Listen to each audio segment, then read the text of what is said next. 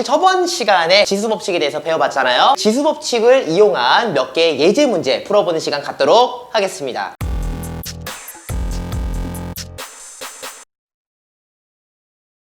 선생님 칠판에다가 식을 하나 썼는데 한번 읽어볼게요. 자, 2의 x제곱 곱하기 64는 8의 x제곱과 같다. 때의 x값을 구하시오 라는 문제가 되겠습니다. 자, 언뜻 보면 굉장히 좀 간단한 것 같지만 지금 보니까 계산하기가 참 애매해요. 왜 그러냐? 지금 다 밑이 달라요. 얘는 밑이 2고요. 얘는 64고요. 그죠? 근데 얘는 밑이 8입니다.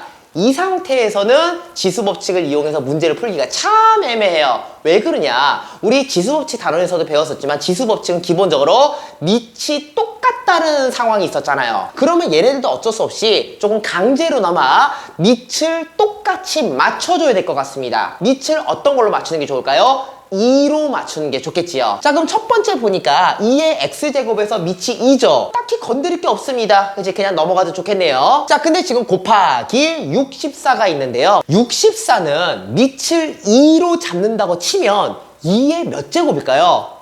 그렇지. 64는 2의 6제곱이 되겠죠. 그러면은 2의 x제곱은 그대로 쓰고요. 곱하기 64 대신에 2를 밑으로 해가지고 2의 6제곱으로 한번 바꿔봅시다. 그럼 이제 뭔가 지수법칙을 적용할 수 있을 것 같아요. 자, 그 다음에 8의 x제곱도 마찬가지죠. 8이라는 녀석 자체가 2의 세제곱 아니겠니? 그러면은 요 녀석을 다시 써보면은요. 2의 세제곱의 x제곱이 되지 않겠니? 자, 이럴 경우에는 지수끼리 어떻게 하라 그랬죠? 뭐시기의 제곱에 또 뭐시기 제곱 이런 식으로 할 때는 우리는 지수끼리 곱하라 그랬었죠. 즉 세제곱하고 x제곱을 곱했더니 얘는 결국 2의 3x제곱이다. 이런 식으로 다시 쓸 수 있지 않겠니? 그래서 8의 x제곱을 2의 3x제곱 이런 식으로 우리가 바꿨습니다. 이야, 그랬더니 밑을 다 2로 맞춰놨더니 이제서야 지수법칙을 적용할 수가 있겠지요. 마지막으로 어떤 지수법칙을 적용할 수 있을까요? 밑이 똑같은 상태에서 곱하기 연결되어 있을 때는 지수끼리 더하라 그랬었죠. 그럼 지수끼리만 계산하면은 x 더하기 6을 했더니 그게 뭐가 나왔다? 3x제곱이 나왔다. 즉 3x가 된다. 그치? 이런 식으로 우리는 x에 대한 1차 방정식을 구할 수가 있을 것 같습니다. 그래요. 그래서 최종적으로 x값을 구하면은 솔직히 이 정도 계산은 이제 그냥 그지? 그래서 x는 구하면은 3이다. 이런 식으로 구할 수가 있겠지요. 첫 번째 문제 한번 이렇게 풀어봤네요.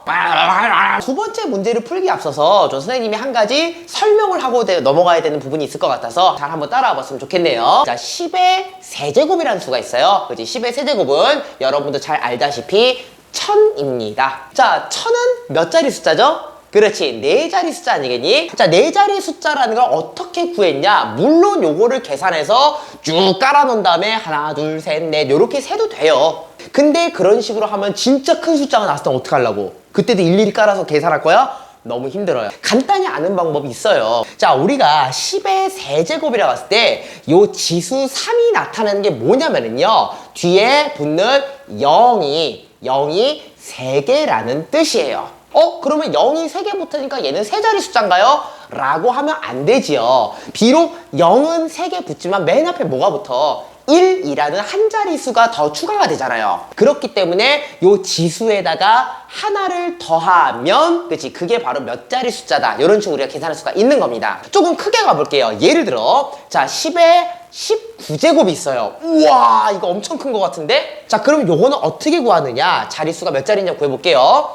아까도 얘기했다시피 요 19제곱이라는 거는 뭘 의미한다 그랬죠? 뒤에 붙는 0이 19개가 붙는다는 거 아니겠어요? 근데 그러면은 얘는 19자리 숫자라고 하면 안 되겠지요. 그치? 맨 앞에 뭐가 붙니? 1이라는 자릿수가 하나 더 붙잖아요.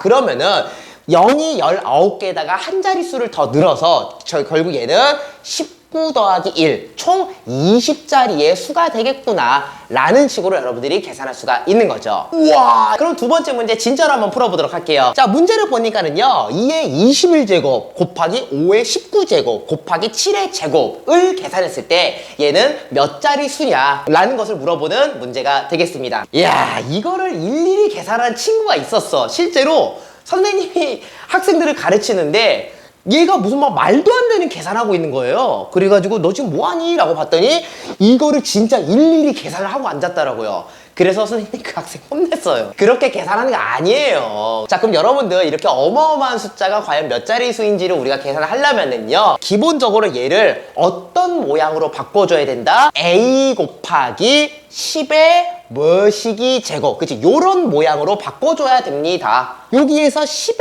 n제곱, 여기를 통해서 우리가 몇 자리 숫자인지를 본격적으로 계산할 수가 있을 것 같네요. 그런데 10의 n제곱이라는 거는요, 10의 n제곱이라는 건 결국 2 곱하기 5의 n제곱과 똑같지 않니? 그럼 지수 분배 법칙을 뿌리면은요, 얘는 결국 2의 n제곱 곱하기 5의 n제곱과 똑같지 않아? 내가 지금 이걸 왜 얘기하냐면은요, 10의 모시기 제곱의 모양으로 만들려면은 2하고 5의 지수를 똑같이 맞춰줄 필요가 있다는 거죠. 자, 그러면은요, 저렇게 어마어마한 식을요, a 곱하기 10의 n제곱 요런 모양으로 어떻게 바꿀 수 있는지 한번 차근차근히 한번 따라오도록 하겠습니다. 자, 지금 보니까는요, 2는 몇 번 곱해져 있어요? 21번 곱해져 있죠. 그리고 5는 몇 번 곱해져 있니? 19번 곱해져 있습니다. 근데 지금 2의 거듭제곱하고 5의 거듭제곱의 숫자를 똑같이 맞춰줘야 되는 거잖아요. 그러면 2를 기준으로 맞춰줄까? 5를 기준으로 맞춰줄까?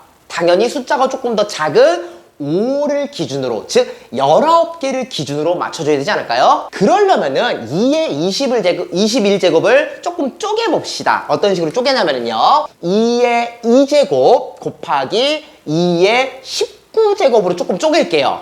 어때? 둘이 더하면 21제곱이잖아. 왜 이렇게 쪼갰느냐? 5하고 19개를 똑같이 맞추려고. 그래서 좀 굳이 한번 찢어봤습니다. 그리고 계속 한번 써보면은요, 2의 19제곱 곱하기 5의 19제곱 곱하기 7의 제곱, 이런 식으로 우리가 식을 바꿀 수가 있을 것 같네요. 2의 19제곱하고 5의 9제곱을 맞춰놨죠. 개수를 맞춰놨으니까 얘는 조금 뒤로 빼놓고요, 나머지 요 떨거지 같은 애들을 다 앞으로 보내버릴게요. 앞으로 보내버리면은 얘는 2의 제곱 곱하기 7의 제곱, 그치? 이런 식으로 우리가 앞으로 보내버렸습니다. 그리고 뒤에 이어지는 건 뭐가 되겠니?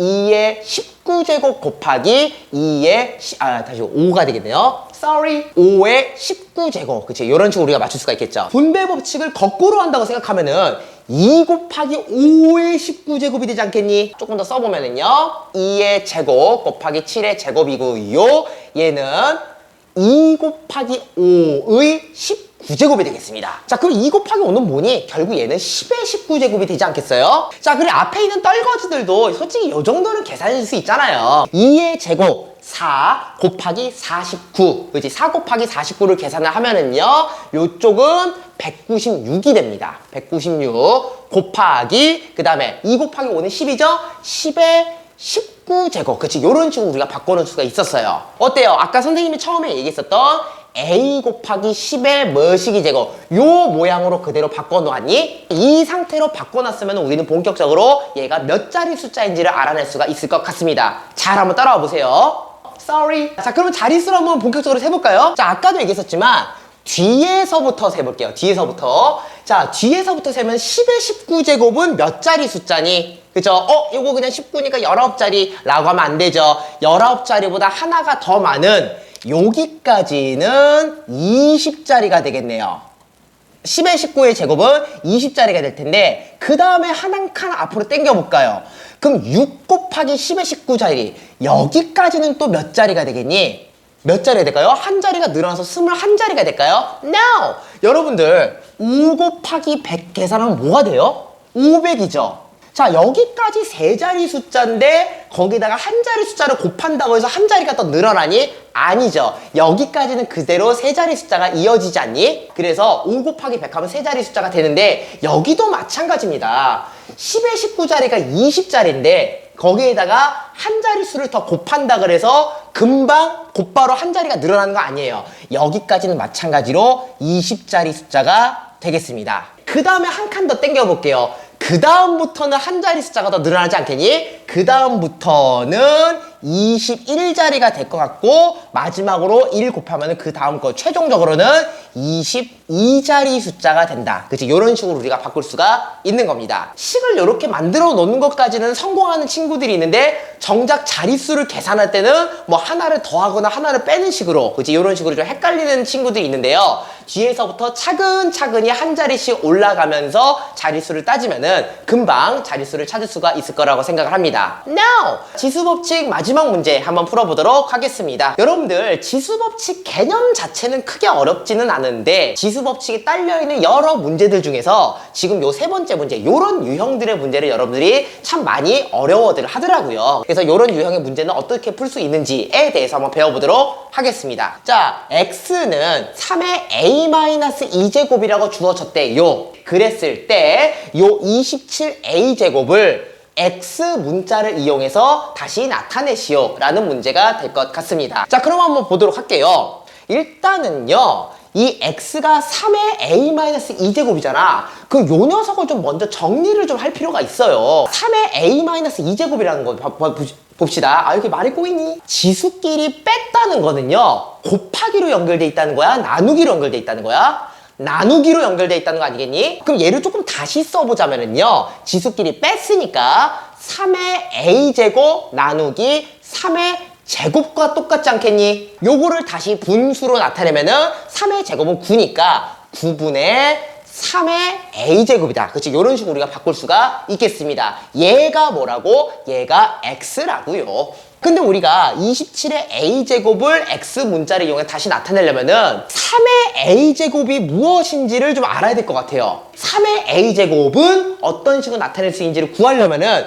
양변에 9를 곱해 봅시다. 그러면은 약분되니까 결론적으로 3의 a제곱은 어떻게 정리할 수 있겠니? 9x다 라는 걸 여러분들이 반드시 이렇게 킵을 해놔야 됩니다. 그래서 3의 a제곱을 9x로서 나타내려면은 요 27의 a제곱을 뭐 어떻게 잘 요리를 해가지고 3의 a제곱이 나오게끔 만들어줘야 되지 않겠니? 자, 27의 a제곱 한번 보도록 할게요. 자, 27의 a제곱을요, 밑을 3으로 해서 조금 바꿔봅시다. 그러면은 27은 3의 세제곱이죠.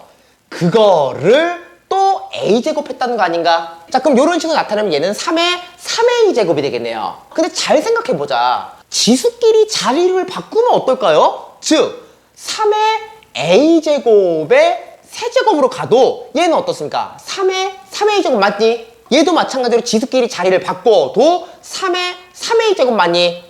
계산 결과는 변하는 게 없구나. 그러면 지수끼리 자리를 바꿔서 27의 a제곱을 3의 a제곱의 세제곱, 이런 식으로 우리가 바꿀 수가 있을 것 같습니다. 3의 a제곱이 9x라며 그럼 얘를 써먹어야 될 거 아니에요. 그럼 요 3의 a제곱 자리에다가 9x를 갖다 집어넣으면은 우리는 x를 사용해서 문자로 나타낼 수가 있을 것 같습니다. 자, 한번 집어넣어 볼게요. 그럼 3의 a제곱이 9x라 했으니까 3의 a제곱 대신에 9x를 집어넣으면 얘는 결국 9x의 세제곱과 똑같지 않니? 그래서 요 세제곱을 마지막으로 분배 법칙 때려주면은요, 9의 세제곱은 729가 되겠네요. 729x 세제곱이다. 그래요. 지수 법칙에서 그나마 제일 어려운 유형이니까 여러분들은 선생님의 설명을 듣고 또 다른 문제집 혹은 다른 교과서에 있는 문제들을 좀 참고해 가면서 한번 더 여러 번 연습을 하는 게 좋을 것 같습니다. 봅시다. 아, 여기 말이 꼬이니? 다음 강의에서도 다시 한번 만나봤으면 좋겠습니다. 자, 오늘 공부하느라 고생 많았고 다음 강의에서 또 만나도록 할게요. 바이바이. 우후. 집에 가자.